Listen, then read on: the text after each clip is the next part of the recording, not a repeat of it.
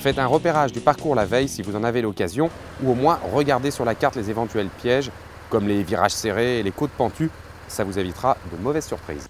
Pensez à vous équiper d'une ceinture porte-dossard. Cela coûte quelques euros seulement et il vous suffira de la tourner vers l'arrière pour le vélo et vers l'avant pour la course, vous gagnerez ainsi du temps. Si vous utilisez des chaussures de vélo, oubliez les chaussettes, trop compliquées à enfiler sur des pieds mouillés. Ne forcez pas sur les pédales durant les 200 premiers mètres afin de laisser vos cuisses et mollets s'habituer au changement de mouvement, vous éviterez ainsi les crampes. Pour les derniers mètres, entraînez-vous à enlever vos scratchs de chaussures et retirez vos pieds en laissant vos chaussures sur les pédales et courez pieds nus jusqu'à votre emplacement pour gagner du temps. Là, on voit les cales par lesquelles on est accroché à la pédale comme ceci une fois que la chaussure est fixée.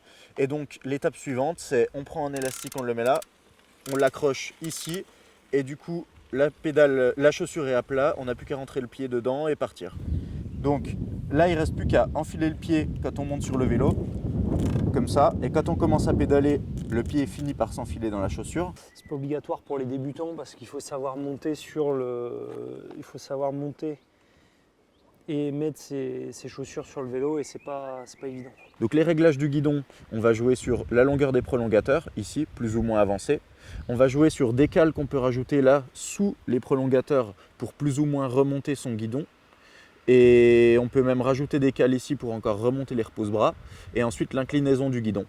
Alors le but de ces réglages, c'est qu'une fois qu'on est en position aéro, on est à peu près les avant-bras et les bras à 90 degrés, les coudes presque au-dessus des épaules et le dos à peu près à plat, tout en sachant qu'il faut quand même avoir une position qu'on puisse supporter sur 180 km.